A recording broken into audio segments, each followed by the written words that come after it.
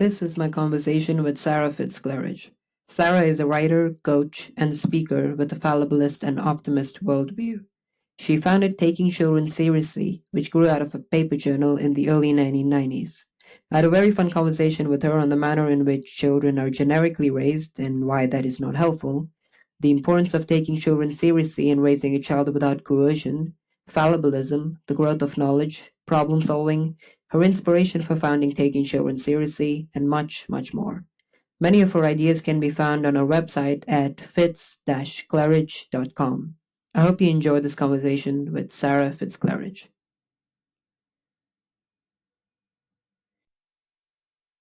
So to start with, I thought it would be nice to have a look at how children are traditionally raised.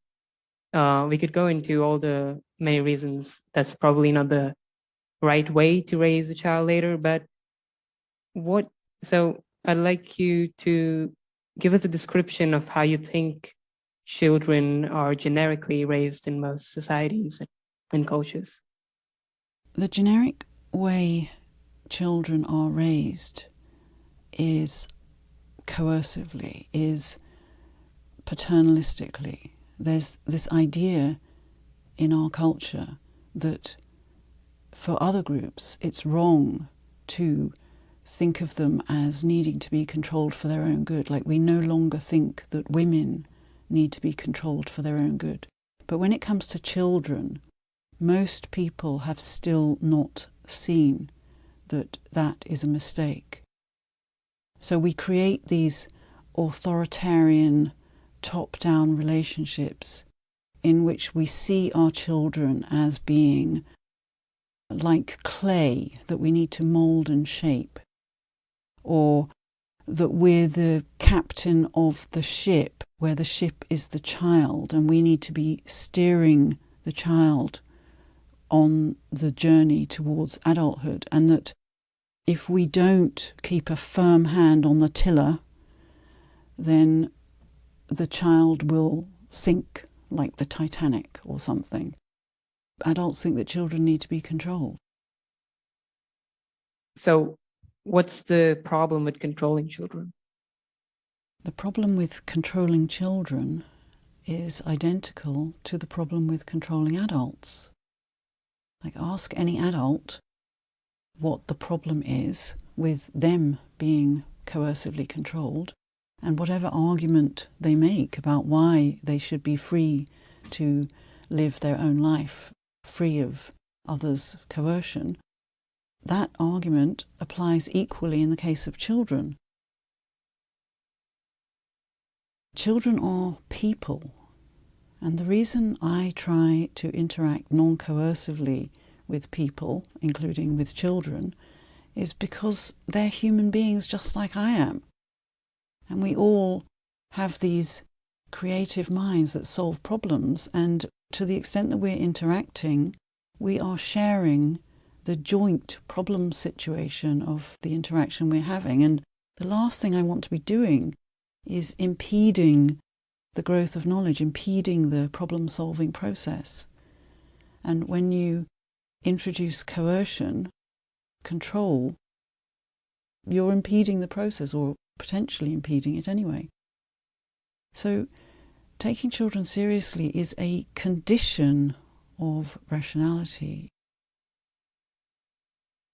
When we think about controlling an adult, it's just obvious to everyone that the coercion is immoral. And what's the problem with coercing people? It tends to suppress creativity.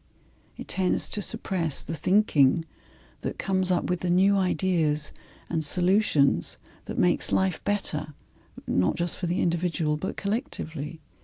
It tends to suppress criticism and error correction.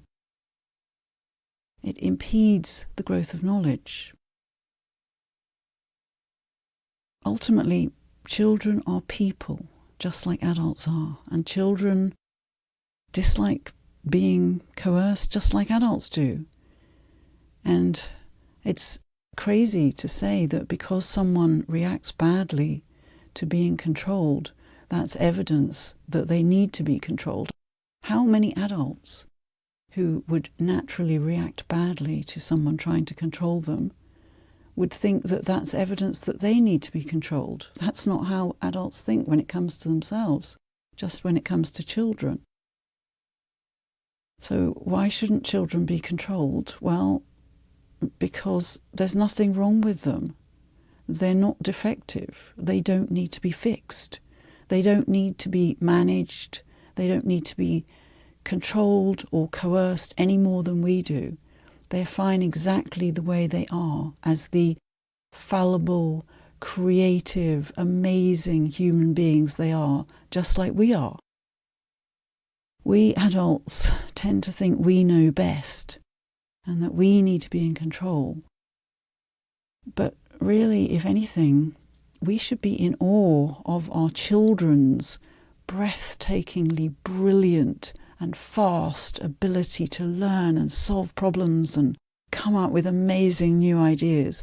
You know, if you look at adults, we have had much more time for stuckness, staticity, entrenchments, to muck up stuff in our minds, to muck up our creative, rational thinking process. But our children, especially our young children, are incredibly creative. Mm-hmm. Yeah, this reminds me of one of my favorite quotes by Kapil Gupta. I may be paraphrasing here, but it's essentially this. So he says, adults are fools, children are wise. The adult hasn't seen a new thing in years. For the child, everything is new. Exactly. Yes. Yeah. So creativity, in the sense that we speak of it, isn't how we normally, how maybe we do normally speak of it, but it's not that how most people think of creativity. Most people think of creativity as being painting or drawing or some sort of thing like that. But creativity in our sense has a fundamental property to do with creating knowledge and the growth of knowledge, as you rightly said. So would you describe how you think of creativity? Yes, creativity in the sense I'm using it is about this amazing human capacity we have to create new explanations, to solve problems. Human beings are just amazing. We are so creative. We have these incredible creative minds. I mean, look at what we've achieved. Our capacity to solve problems and transform life on Earth is just awe-inspiring. No matter what circumstances people find themselves in, we have these incredible minds that are actively trying to solve the problem. We're actively coming up with potentially brilliant solutions that no one's ever thought of before. Now, of course, we're fallible. We make mistakes, and because we're fallible, we can never know for sure when an idea we've come up with, a solution to a problem that we've come up with, is true or not. You know, we could always be mistaken, including when we feel very sure that we're right. But we do have the ability to solve problems, and we have solved problems. Problems are soluble. So even though we are all, in a sense, at the beginning of infinity when it comes to knowledge, we all lack knowledge, we all have the capacity to solve problems. All progress, all human flourishing, all improvement, all positive differences that anyone ever makes in the world, all learning in an individual mind, all of that is the growth of knowledge, and it's created in our incredible minds. We actively create knowledge through our own thinking, and we do that by what Karl Popper called conjectures and refutations. We start from our existing knowledge, our background knowledge, and our mind notices a problem or an anomaly or something, it wonders about something. It wonders about why something is the way it is or what explains something. And then our mind makes these conjectures, guesses about what might explain and solve that problem. And then our mind automatically criticizes those guesses. It's checking to see whether any of them survive critical scrutiny. And whichever guess does survive our critical scrutiny, we then tentatively adopt as the candidate solution. And then we're in a new problem situation where a new problem or anomaly or something we wonder about will become apparent. And the whole creative, rational problem-solving process just starts happening again. And this all happens not just consciously, but unconsciously and inexplicitly. Most of it is not conscious. We're not consciously doing this, but we are doing it. That's how we create knowledge. That's how we learn. Knowledge grows in this way, conjectures and refutations, and it doesn't grow in any other way. And so the more free-flowing everyone's creative rational thinking is, the more potential there is for learning, for improvement, for progress for the entire world. That raises the question, what kinds of things facilitate people's creativity, their problem-solving creative flow, and what kinds of things tend to interfere with it? Well, what does coercion do? It throws a spanner in the works of this creative, rational process. It's trying to impose an outcome instead of the outcome being created through reason, through this amazing process of conjectures and refutations. It embodies this false theory that might makes right. Whichever of the proponents is stronger is the one that their theory prevails. So whenever you're coercing someone else, whenever you're controlling your children, even if you're doing it with the very best of intentions, for example, you subject your children to unwanted teaching because you're trying to give them knowledge that you think they need for their future, you are operating on this might makes right false theory. And you're also operating on what Karl Popper called the bucket theory of the mind. In this theory, the idea is that the mind is passively receiving the knowledge that you're trying to pour in, like pouring water into a bucket. So in this theory, the mind is like a passive bucket, and then you're seeing the knowledge that you're trying to pour in as being like a fluid. But actually, knowledge is not like a fluid. It's created through this process in our individual minds, and our minds are always active. They're never passively receiving stuff from outside, like water being poured into a bucket. Nothing pours into our mind from outside in that way. We are never passively receiving anything, ever. It's always an active process. Yes. And the systems and normal culture around learning is that it's completely opposite to what you just said about the mind. And it's like the mind is a bucket, like you said. And I'm not sure, have you seen this viral video where a kid in China, he's sitting in a classroom and he's studying for a test. And so he takes his hand, he makes a sort of this kind of a shape where he puts it all across the words, and then he'll take it up to his brain and he'll try to absorb that knowledge written from the textbook. And he'll do this for every single page. He won't read through it. He'll just take all his hands and collect all the words and put it across his brain.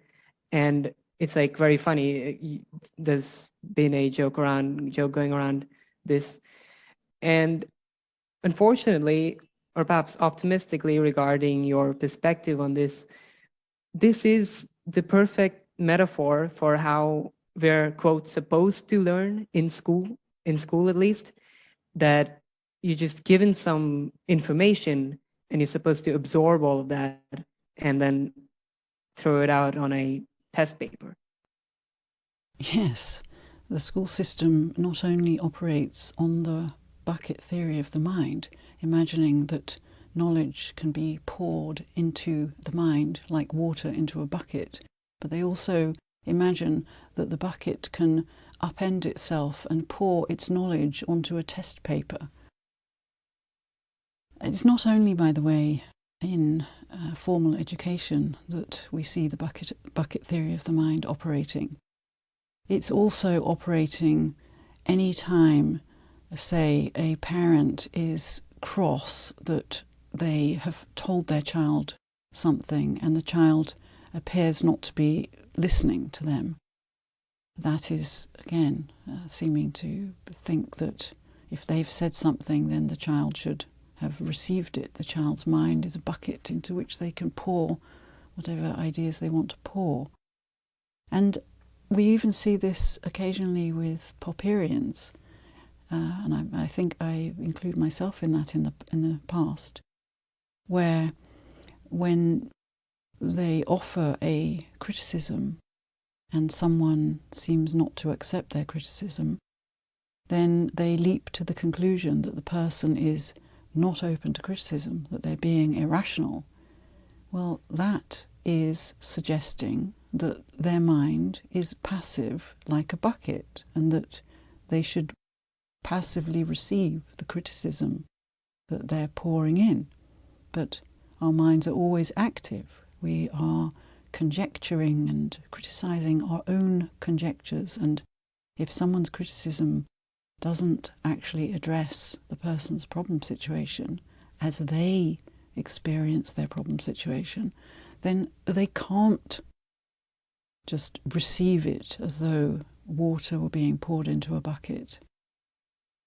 There's lots of ways in which the bucket theory of the mind is just really, really deeply a part of our thinking as human beings, at least in our culture. But yes, the school system is a quintessential example of the bucket theory of the mind, and I think some people just tend to imagine that if you control and micromanage children, then that will help them passively receive the out-of-date knowledge that you want to pour in. But of course it doesn't, because children's minds, just like our minds, are actively creative, actively creating conjectures, criticising their conjectures, solving their own problems. Yes. So I think a common refutation to the point you just made about not controlling children would be that this is discipline. They'd say that, no, this is how you instill discipline into the child. You make them do perhaps what they don't like so that they get stronger and harder and they're just living a more disciplined life. And I think you might be getting this argument a lot regarding your philosophy, because at first it seems like you're not allowing for this discipline aspect to happen in your taking children seriously philosophy. And I'd like to talk about this next. But if you just share thoughts on what you think about discipline, and discipline in this sense where you're coercing someone so that they get, quote, more disciplined. Notice that adults who make such arguments would not like it at all if the same argument were said of them, if someone took it upon themselves to discipline them, to help them get some self-discipline or something. There's an equivocation in the way the word discipline is used. On the one hand, there's this self-discipline thing. I don't even like calling it self-discipline, because to me there's a whiff of self-coercion suggested by the word discipline. But that good kind of discipline, the self-discipline, is where someone feels driven to do something, driven to achieve something. There's some incredibly valuable thing that they are trying to accomplish, and they pour their heart and soul into it.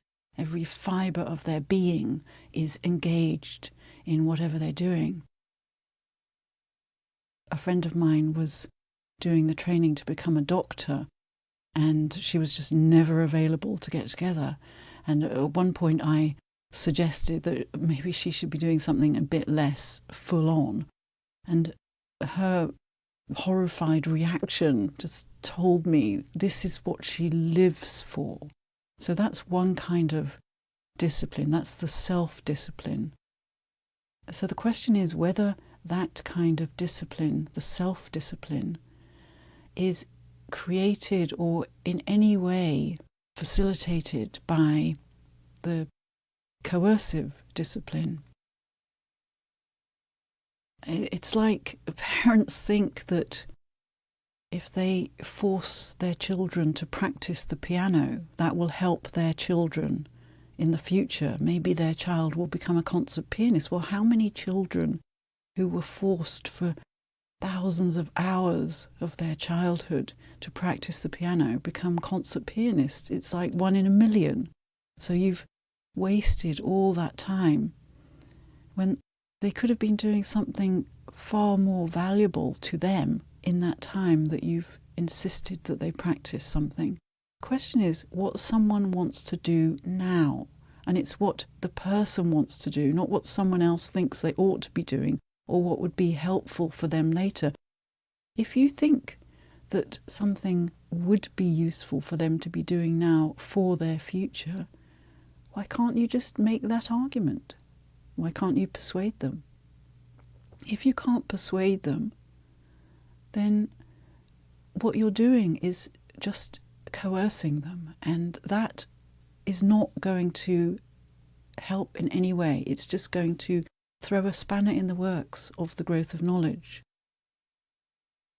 I should say that these parents and teachers who are doing this, all this disciplining, it's not that they are intending to be awful. They honestly believe that it is for the child's future that they are doing it. They honestly believe that if they don't discipline children, the children will end up, I don't know, living under a bridge or a drug addict or something. I do think it's worth bearing in mind that even things like this are not ill-intentioned, because, for example, you may be interacting with a parent or teacher and trying to persuade them that perhaps they shouldn't be doing that.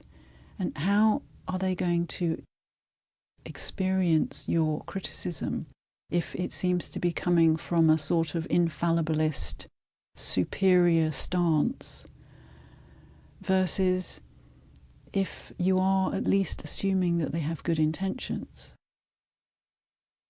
When you are engaged in a problem-solving, creative conversation, what we don't want to be doing is adding the baggage of branding the other person willfully evil or suggesting that they are ill-intentioned,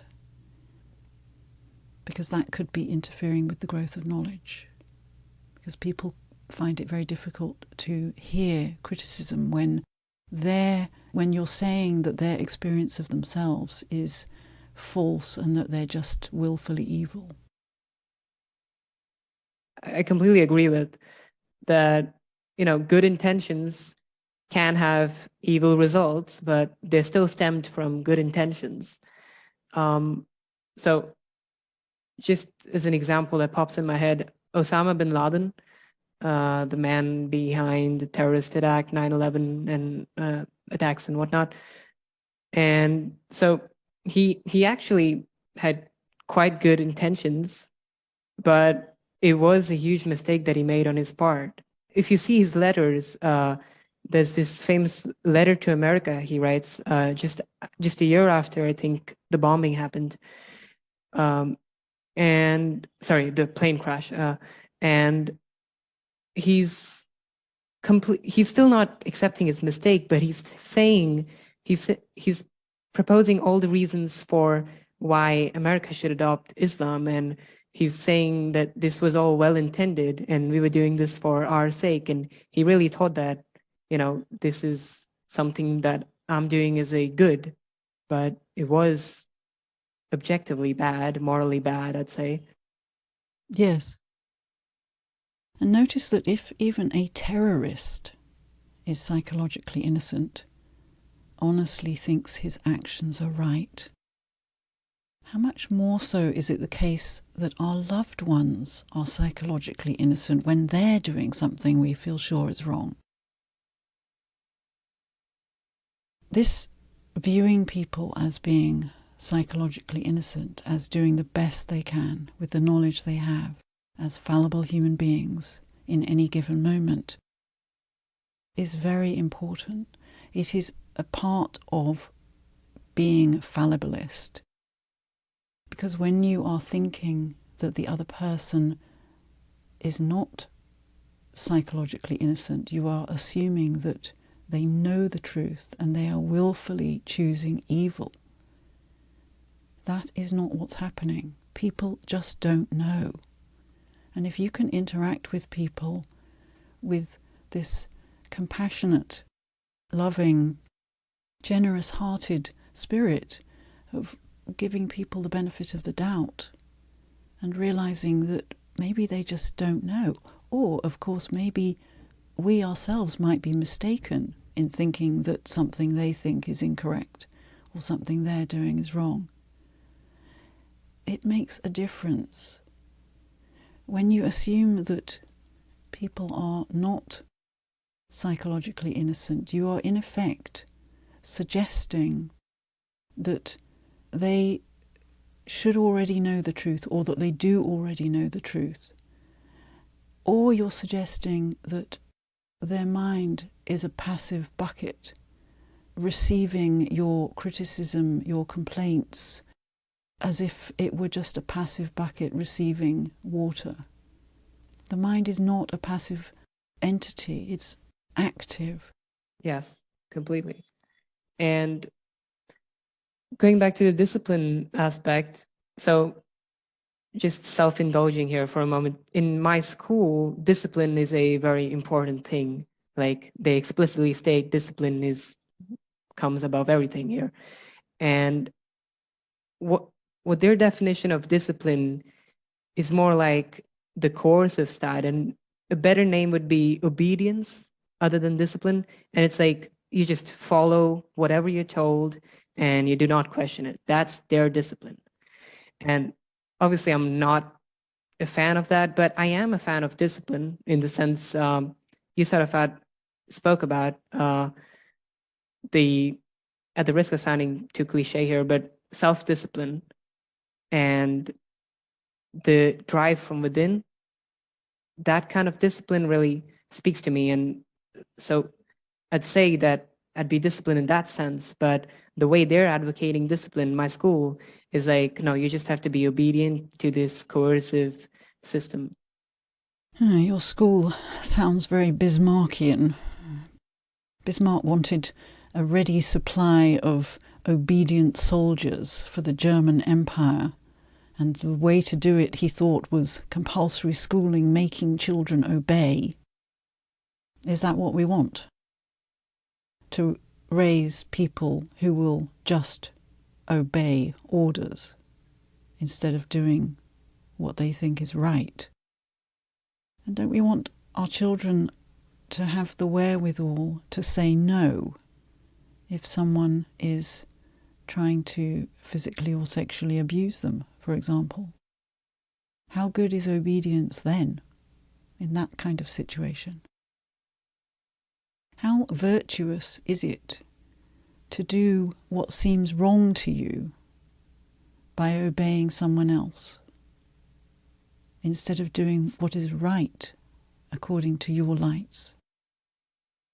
That's what obeying means. It means acting wrongly by your own lights. Is that what we want people doing in the world? Children are not a means to our ends. They have their own ends. They have their own wishes, their own preferences, problems, ideas, concerns. They're moral agents in their own right, just like we are. And they should act rightly by their own lights, just like we should.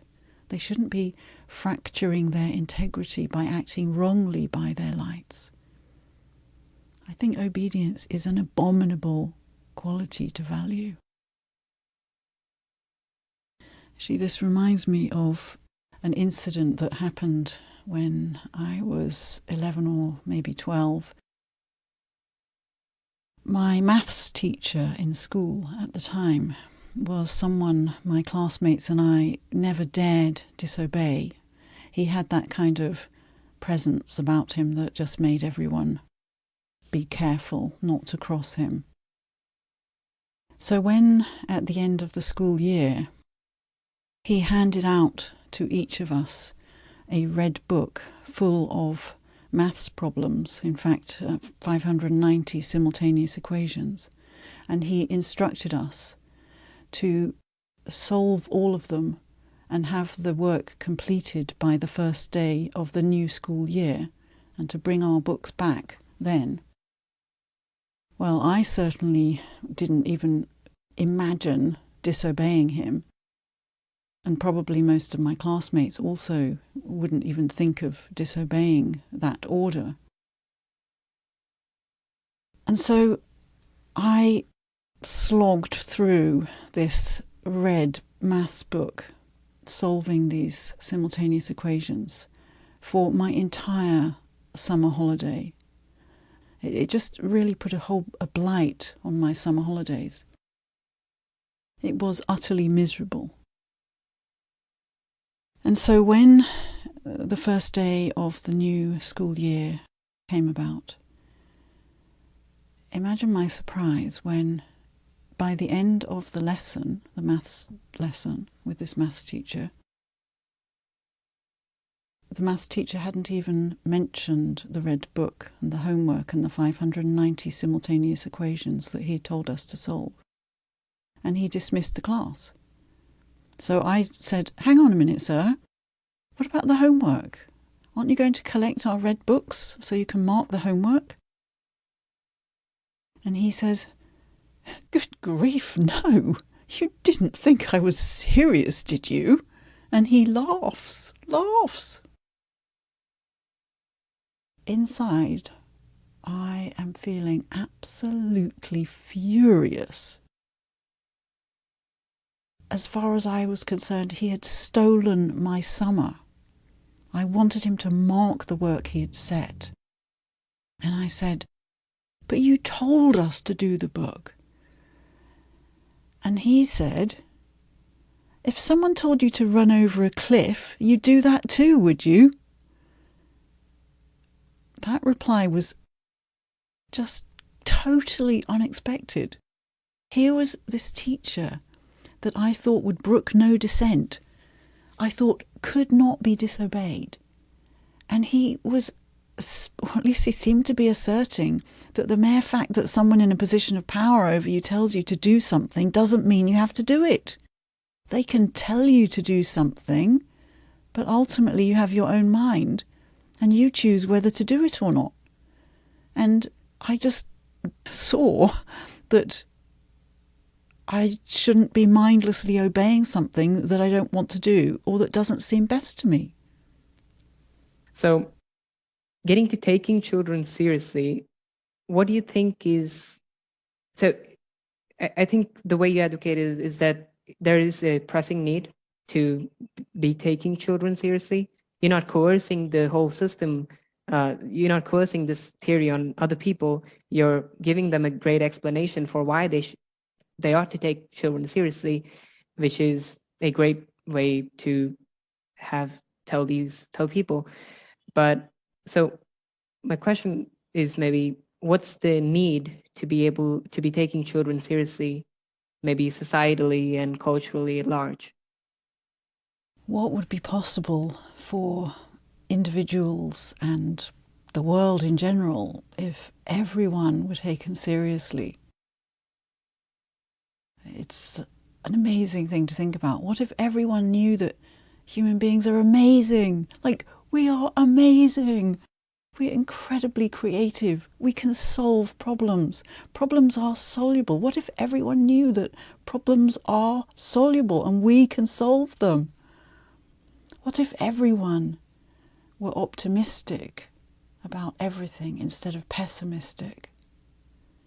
What if everyone knew that our minds are active, not passive, that our minds are not like a bucket passively receiving stuff from outside, like water, pouring water into a bucket? What if everyone knew that everyone is fallible and everyone lacks knowledge? What if everyone knew that truth is not manifest, that it's not always obvious what the right thing to do is, and sometimes we make a mistake and sometimes we do the wrong thing, but in our own minds, consciously, we're always trying to do the right thing? Like, how would that affect relationships in the world if people were giving each other the benefit of the doubt?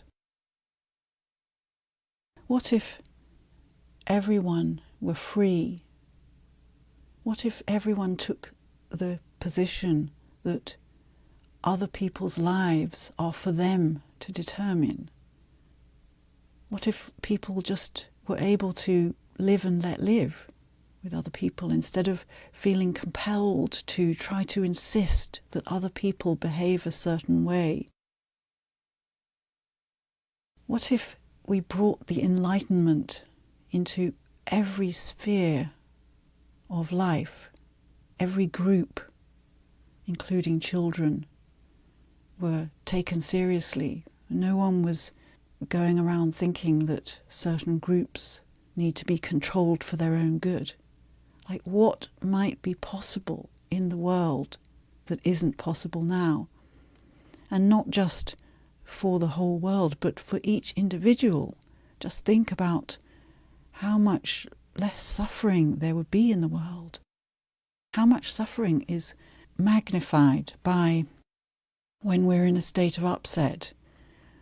We infallibilistically imagine that what we're thinking is the revealed truth, instead of realizing it's probably mistaken. It may not be quite right, especially if we're feeling very upset. Yes. So I think this is, so with this philosophy, you're kind of essentially going against the way children are being raised for millennia. And maybe you won't like this argument, but there are in other species of mammals, so this is kind of the same way the child learns from the parent, the mother or the father, and they follow the footsteps. And like I said, you may not like this argument because animals, they don't essentially have that creative spark inside of them, or the creative power that allows them to produce knowledge and solve problems. But don't you think there would be some ancient wisdom instantiated in this culture of having children raised in sort of a structured, a little coercive way? Well, all I can say is that in the 50-odd years I've been thinking about this stuff, I have never come across a good argument for coercing children. And about what you said about animals, animals learn from their mothers in the sense that they pick up behaviours that are already built into their genes. It's not learning from their mothers in the way human children do. there's not really any similarity between an animal's mind and a human mind. The human mind is actively creative. Yes, the other one was like, so even people and human society, they've been raising children in this way for thousands of years. And is there some sort of ancient wisdom? Shouldn't there some sort of ancient wisdom be instantiated in this kind of raising children? That's a fallacious argument. The idea that because something has always been done this way, therefore we should continue doing it this way, therefore it's right, it's fallacious. It's an argument for stasis, for everything staying the same, and that surely can't be good. We want things to improve, not stay the same. Actually, it's worse than things never improving. When you take that view, you're systematically impeding progress, because for everything to stay the same takes significant coercion. Otherwise, human beings with our incredibly actively creative minds will just keep reaching for the light, keep noticing problems and trying to solve them and coming up with better ideas, better explanations, better ways of doing things. Improving. It's not that there's no knowledge embodied in traditions. There is knowledge embodied in traditions, just like there's knowledge embodied in genes. But with our brilliant creative minds, we can criticize traditions and come up with better ideas and make progress. Yes, I wanted to ask you what inspired you to found this beautiful philosophy. If it was your experience, like if you were taken seriously as a child, or... I think some of my childhood experiences probably did have an effect. And certainly I was thinking about freedom and what the right way to treat people is from a very young age. When I was very young, we lived in a rural village, and this was in the 1970s, and the parents of the village children were much more hands-off than parents are today. So my friends and I, even at the age of 4 and 5 or something, spent loads and loads of time exploring the countryside around our houses without any parents. And often we would be at one of the children's houses and there would be no parent there, like the parent had gone out shopping or something, and no one thought there was anything weird about that. So I had the experience as a child of not thinking that children need to be constantly monitored and managed and all that stuff that typically happens now. And I also had experiences like looking after my baby sister when I was 6 years old while my parents went out. I begged them to do that, by the way. It wasn't their idea. And one of the things that we used to do was read adventure stories in which children had adventures and went on holidays without their parents. And my parents didn't see anything wrong with, to some extent, recreating some of those stories. Like on one occasion, my sister and I sailed to an island in the middle of a lake and stayed the night on the island without our parents. And obviously my parents were staying on the edge of the lake, but they weren't on the island with us. And that was when we were really quite young. I'm not sure how old, maybe 7 and 9 or something like that. So I just felt competent as a child. And then another thing that I think may have had an impact was that My experience of life before I went to school was this joyful freedom.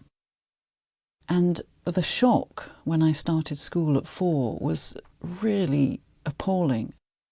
I had never been treated the way I was treated in school, being beaten and smacked and humiliated, told to stand in a corner with my nose against the wall and having my knuckles wrapped with a ruler and all sorts of awful things. I was forced to eat the disgusting school lunches and such that I actually vomited on one occasion.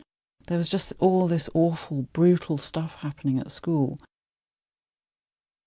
And the micromanagement, that every moment of your time was just, ugh. I just absolutely hated it with a passion. And also because it was, the whole school thing was so stressful, I didn't learn to read. I couldn't learn anything really. It was just a nightmare. And when I was 9, I still couldn't read. And then I actually taught myself to read with the help of my parents on a long family car journey. I would spell out a word and then my parents would tell me what the word said, and then gradually over the course of the hours and hours of that car journey, I learnt to read the first page of this book, The Wind in the Willows, and just having that experience of teaching myself to read like that, I didn't feel incompetent, and school certainly didn't seem like a fantastic way of learning anything. It just seemed to be horrible. As time went on in my childhood, I noticed more differences between how different adults treated children. Like later in my childhood, when I was living in a different place, some of my friends would complain to me about the awful things their parents did and how they just micromanaged all their time. And I remember thinking, well, although I had many criticisms of my own parents, they were certainly not like that. So I noticed and I wondered about what the right way to treat children was, and I was always just wanting to be free. And the other thing I noticed is that adults are fallible. I noticed when an adult was absolutely certain that they were right, and actually they were completely mistaken. Like the time I was accused of stealing a pencil sharpener, and I hadn't. So that kind of thing, I've just thought about things like that. And the other thing is that my parents had this explicit policy that they would mention every now and then, which is no news is good news. In other words, in the absence of word to the contrary, assume that everything's fine. So they didn't worry about me. Like I would go off cycling for the whole day at the age of 9. I travelled from the far east of England to the far west of England, going through London at the age of 9 on my own. They just didn't worry, or if they did, I didn't know about it. Early in my childhood, or at some point in my childhood, I watched The Prisoner, which was a 1967 British television series that was, for me anyway, it was all about freedom. The central character was incarcerated in this sinister village, and every episode involved him trying to escape and them bringing him back. And they called him number 6, and he would say, I am not a number, I am a free man. And I read, when I could read, I read George Orwell's 1984 and Animal Farm and other books that really sparked thinking about freedom. And then when I was a student, I was watching a daytime television talk show with a studio audience and a host and a sour-faced expert special guest. And this expert special guest was asserting that children raised without discipline would grow up to be selfish and entitled, and that they would never learn to relate well to others. And she said something like that too many parents try to be friends with their children and fail to give them the discipline they need, and then they wonder why their children don't care about anyone but themselves. And the audience clapped appreciatively, and I was about to turn off the TV in absolute disgust when this woman in the audience, with kind eyes, raised her hand, looking as though she was in slight trepidation, and the host went over to her and asked her what she wanted to say, and she stood up and she said something like, "My husband and I have 6 children, and in our experience, being nice to children has not resulted in them becoming selfish or self-centred. In fact, they're just as kind to each other and to other people as we are to them. They're kind children, and I think that children treated kindly grow up to treat others kindly.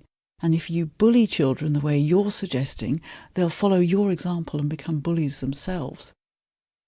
And I just knew that if I were ever to be a parent, I was going to be like that audience member with the kind eyes who bravely went against the entire consensus of the audience and the sour-faced expert. I was not going to be following the advice of the sour-faced expert.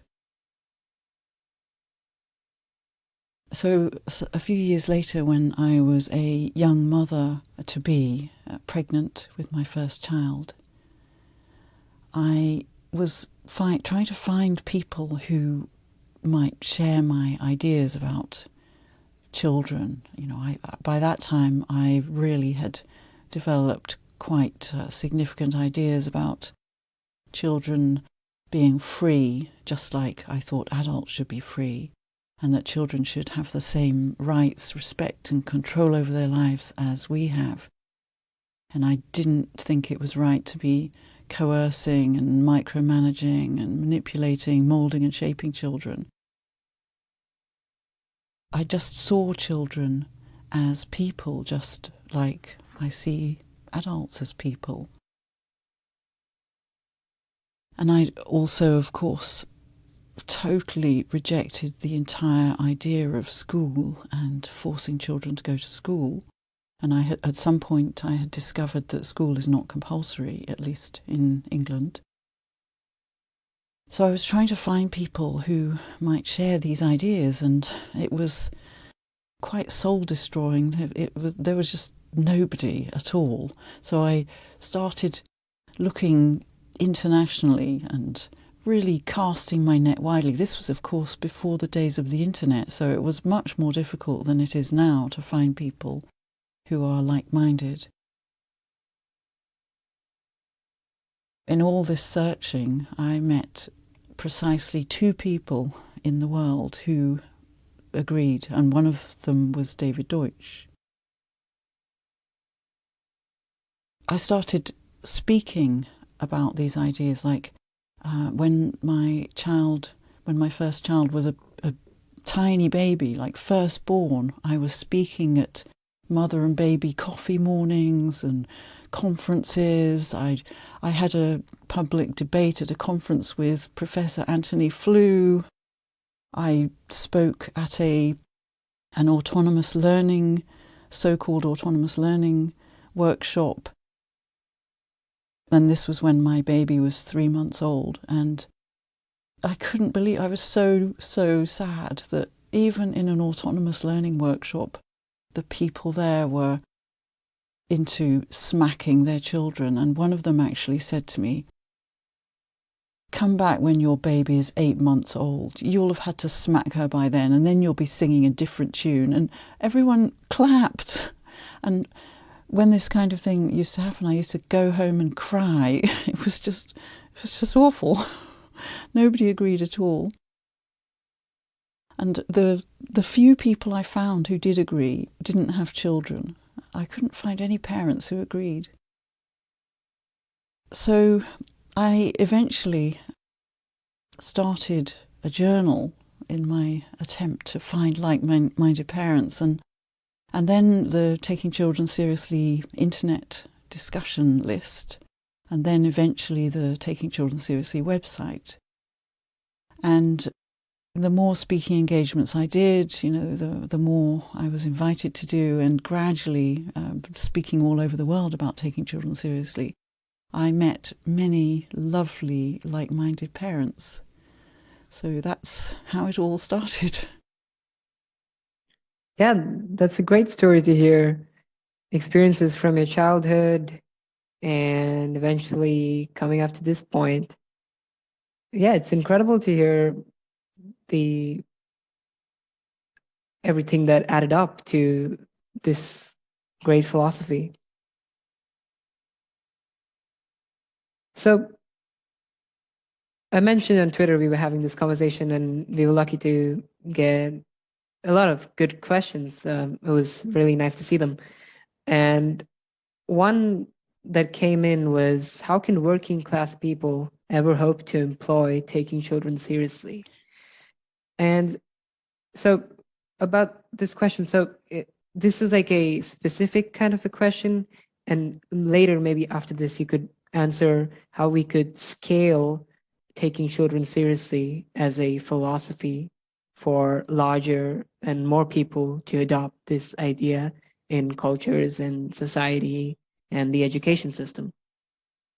Taking children seriously doesn't depend on class or income any more than treating anyone decently does. If you're a poor single-parent family like I was, find a way to generate an income that doesn't require you to lock your children in an institution while you go out to work for hours and hours and hours every day. There are all sorts of possible ways of setting up your life so that you can actually treat the people in your life decently, including your children. And problems are soluble, and you can solve them. When people speak about taking children seriously as something that you employ, that makes it sound like a method or a recipe. But because we're fallible and we all lack knowledge, there can't be a fixed set of practices that if you do those things you will be employing taking children seriously. Problems are resolved in the moment they arise, in real life interactions. There's no fixed recipe. And we all disagree about what constitutes taking children seriously anyway. For example, I have discovered that some people's idea of taking children seriously is parents obeying their children and endlessly sacrificing their own wishes. And other people think that what constitutes taking children seriously is more like any mutually delightful, non-coercive relationship in which no one is being self-sacrificial and problems are getting solved to everyone's satisfaction. And other people have a different view again. And that's before we even start considering particular practical details. It would be absolutely absurd for me, a very fallibilist, to set myself up as an authority on what constitutes taking children seriously and foisting it on people as if I think my current take, which is significantly different from my take 30 years ago, is the revealed truth or something. We can all come up with ideas, explanations, notice mistakes, make changes. We all have amazing, actively creative human minds. There is no authority. And if taking children seriously is true and useful, then the details will emerge in our interactions, in the moment. It's not a fixed set of things that you can employ. We are fallible. Yeah, I think fallibilism is at the heart of this philosophy. Yes, absolutely. We are all fallible and we all lack knowledge. So why is it that the school system and many parents feel justified in an authoritarian approach to their dealings with their children? It's dangerous. If you set yourself up as an authority and you try to channel children into your vision of how they should be and what they should do and what they should learn, what if you're mistaken?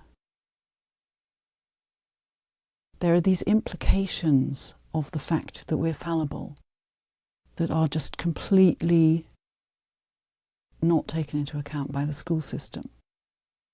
And as I said, our minds are not buckets into which you can pour knowledge like the entire school system seems to assume. So I have no idea how to tweak the existing school system to make it take children seriously. But of course, one vital thing would be to make the whole thing entirely voluntary, and not just nominally so, but are the children genuinely free? Do they experience themselves as being free to go to school, to do something else, to learn in a completely different way, if that's what they want to do? Yes. I think through this lens, like you hinted at before, the ideal, quote, education system wouldn't be an education system at all. You'd have to turn school upside down completely to have something infallible, or sorry, to have something fallible and something that allows for the creativity to display its own work. But yeah, you were earlier describing your own experience at school. I have mostly the same experience, I'd say, except of the beating and the violence. I'm going through school right now as well, and right now when I realize this thing isn't important and this thing doesn't make sense, but many people, many classmates are stuck in this idea of, they just have to do this. There is no other way, and they can't just think of another way because they just fixed in a certain way of thinking, which says they have to study and they have to get good grades and whatnot.